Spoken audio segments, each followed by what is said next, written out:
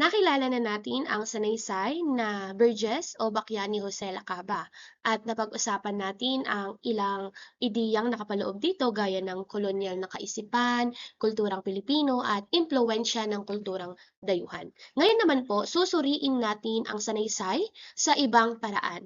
Hindi lamang natin titignan kung ano ang sinasabi ng manunulat, kundi aalamin din natin kung paano niya inilahad ang kanyang mga ideya upang maikayat at mapaisip ang mambabasa. Kasabay nito, pag-aaralan din po natin kung paano makakabuo ng concept art ng tauhan batay sa mga paglalarawang makikita sa isang akda. Narito ang layunin para sa araling ito. Una, na ipapaliwanag ang kahulugan ng rhetorical na analysis. Pangalawa, natutukoy ang logos, ethos at pathos sa isang teksto. At pangatlo naman po, nakabubuo ng concept art batay sa paglalarawan ng tauhan. Ano ang rhetorical na analysis? Kapag sinabi nating rhetorical na analysis, ito po ay ang sinusuri natin kung paano ginagamit ng isang manunulat ang kanyang wika at iba't ibang paraan ng panghihikayat upang maiparating ng mabisa ang kanyang mensahe. Ibig sabihin po, hindi lamang tinatanong ang ano ang mensahe ng teksto. Mas mahalaga pong itanong sa rhetorical na analysis ang paano niya tayo kinukumbinsi na paniwalaan o pag-isipan ang kanyang mensahe. Halimbawa, maaaring gumamit ang isang manunulat ng lohikal na paliwanag, magkakasunod-sunod at maayos na pagpapaliwanag. Pangalawa naman, magpakita ng kanyang kredibilidad o pukawin ang damdamin ng mambabasa. Dito po papasok ang tatlong pangunahing elemento ng retorika, ang logos, pathos, at ethos. Bigyan muna natin ng kahulugan ang salitang retorika. Kapag sinabi nating retorika, ito po ay sining ng panghihikayat. Ibig sabihin, ginagamit natin ang wika hindi lamang upang magbigay ng impormasyon, kundi upang mahikayat ang ibang tao na maniwala, sumang-ayon o kumilos batay sa ating mensahe. Mahalaga po ang retorika upang maging mabisa, maging malinaw at maging kapani-paniwala ang ating pagpapahayag. Halimbawa, kung nais nating kumbinsihin ang isang tao tungkol sa isang issue, hindi sapat na basta sabihin lamang ang ating opinyon. Kailangan natin maglahad ng maayos na pagkakasunod-sunod ng ating mga ideya, malinaw ang ating mga paliwanag at may sapat na dahilan o ebidensyang sumusuporta sa ating sinasabi. Sa madaling salita, ang retorika ay tumutulong upang ang ating mensahe ay hindi lamang marinig o mabasa, kundi higit sa lahat ay maunawaan at mapaniwalaan ng ating tagapakinig o mambabasa. Narito ang tatlong elemento ng rhetorical na analysis. Kung makikita nyo sa slide, simpleng meaning o kahulugan lamang ang inilagay ko dyan. Kaya inaasahan ko na sana habang nanonood kayo ay meron kayong hawak na mga kwaderno at panulat. Ilista o magsulat po kayo ng mga importanteng mga impormasyon upang magamit po natin ito sa mga susunod na pagsusulit. Nakuha? Ayan, grade 9, kuha ng kwaderno at mga panulat. Nakabukas din dapat ang mga libro ninyo upang makasabay po sa ating discussion. Okay, sige, sa pagpapatuloy po ng ating diskusyon tungkol sa tatlong elemento ng rhetorical na analysis, unang-una ang logos. Kapag sinabi nating logos, ito ay ang lohikal na pangangatwiran. Ibig sabihin, ikaw ay gumagamit ng isang lohika, pangangatwiran, halimbawa, impormasyon at magkakaugnay na ideya upang mapaniwala ang mambabasa.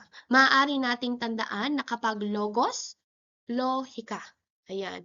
Kapag nagtatanong tayo kung may logos ang isang teksto, ang isang sanaysay, o ano pang mga akda, maaari nating itanong na may malinaw bang dahilan o paliwanag ang manunulat upang suportahan ang kanyang sinasabi? No? Hindi nangangahulugan na kailangang puro numero, mga puro statistics ang gagamitin. Maaari rin pong makita ang logos sa maayos na pagkakasunod-sunod ng mga idea at sa makatuwirang paghahambing. Pangalawa ay ang ethos. Ang ethos ay kredibilidad ng manunulat. Ibig sabihin, ito po ay ang pagiging kapani-paniwala ng nagsasalita o ng manunulat. Maaari nating tandaan na kapag ang ethos ay tiwala sa nagsasalita.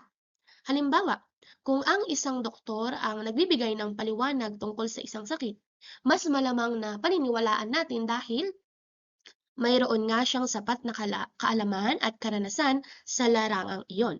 Sa isang sanaysay po, nakikita rin ang ethos sa lawak ng kaalaman ng manunulat, sa paraan ng kanyang pagsusuri at sa paggamit niya ng mga halimbawang nagpapakitang pamilyar siya sa paksang kanyang tinatalakay. At ang pangatlo naman po ay ang pathos. Ang pathos naman ay ang pag-aapela sa damdamin ng mambabasa. Ayan. Tandaan natin kapag ang pathos, ito ay tumatalakay sa damdamin. Maaari itong pumukaw ng tuwa, ng lungkot, ng galit, ng awa, ng hiya o pagmamalaki.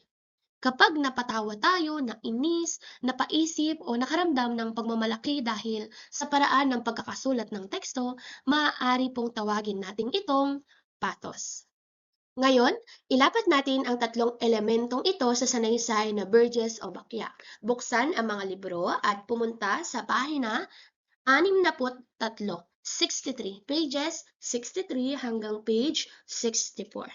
Ayan, makikita ninyo ang isang halimbawa ng rhetorical na sanaysay ng Burgess o Bakya ni Jose Lacaba. Ayan, ang sanaysay po ay tumatalakay sa kulturang Pilipino sa panahong malakas ang impluwensya ng kulturang Banyaga. Sinusuri rito ni Lacaba ang ating panlasa, ang pagkiling sa dayuhan at kung paano natin tinitingnan ang sariling kulturang Pilipino. Mapapansin ninyo na hindi lamang niya basta sinabing, "Huwag ninyong tangkilikin ang banyaga." Sa halip, gumamit siya ng mga halimbawa ng mga paghahambing, mga panunuya, mga sarcastic at obserbasyon upang mapaisip ang mambabasa tungkol sa sariling panlasa at pagkakakilanlan. Ano ang layunin ni Lacaba sa pagsulat niya ng kanyang sanaysay? Maaaring layunin niyang pag-isipan ang Pilipino tungkol sa kanyang sariling kultura at pagkakakilanlan. Mapapansin ninyo na ginamit ko ang salitang maaaring. Mamaya babalikan natin kung bakit mahalaga ang paggamit ng ganitong ekspresyon. Sa sanaysay, tinalakay ang ating sariling kultura, panlasa at pagpapahalaga, impluwensya ng banyaga at pagiging makabayan sa gitna ng pagbabago at modernisasyon. Hindi nangangahulugan na masama agad ang anumang kulturang banyaga. Ang mahalaga ay tanungin ninyo ang inyong sarili na ano ang nangyayari kapag masyado nating itinataas ang banyaga at minamaliit naman ang sariling atin. Iyan ang isa sa mga problemang nais ipaisip sa atin ng sanaysay. Ano naman ang tono ng sanaysay? Ito ay tumutukoy sa damdamin o saloobin ng manunulat na makikita sa paraan ng kanyang pagsulat. Sa Burgess o Bakya, mapapansin natin ang tono ay maaaring ilarawan bilang mapanuri. Mapanuri dahil sinusuri nito ang kulturang umiiral. Pangalawa, mapanukso dahil gumagamit ito ng mga pahayag na tila ng aasar upang mapaisip ang mambabasa. Maparikala dahil gumagamit ito ng ironiya o panunuya. At panghuli, mapagmulat dahil iniikayat po tayo na suriin natin ang ating sariling pananaw. Halimbawa, sa paggamit ng pahayag na Burgess pa rin, hindi lamang literal na paglalarawan ang ginawa ng manunulat.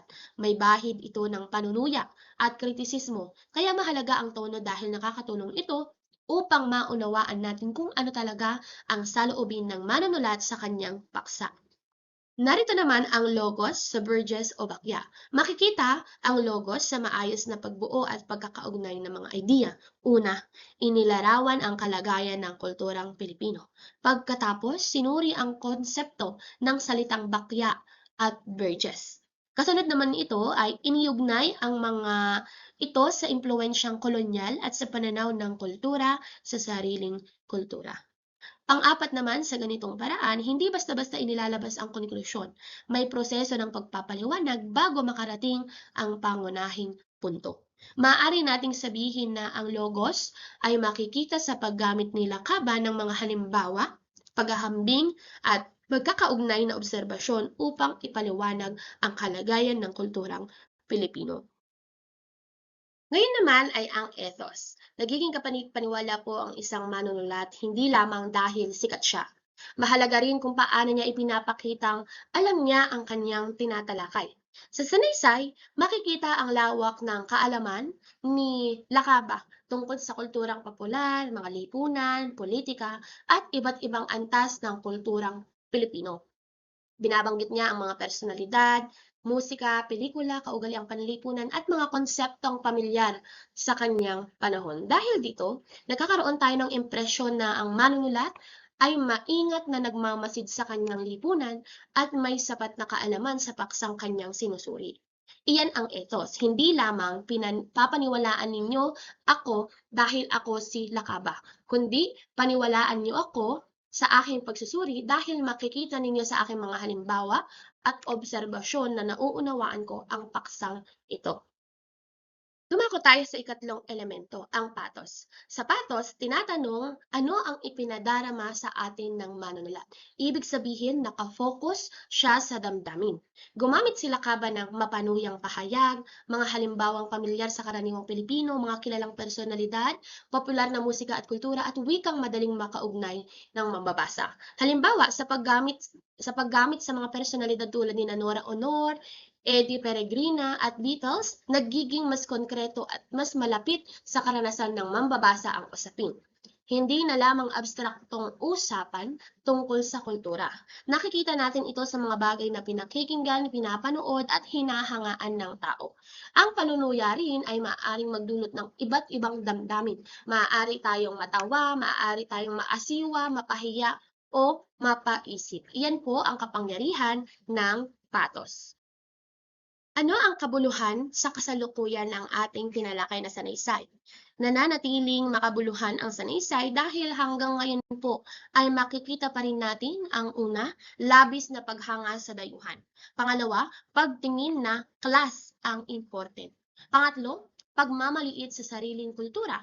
At pang-apat, impluensya ng globalisasyon.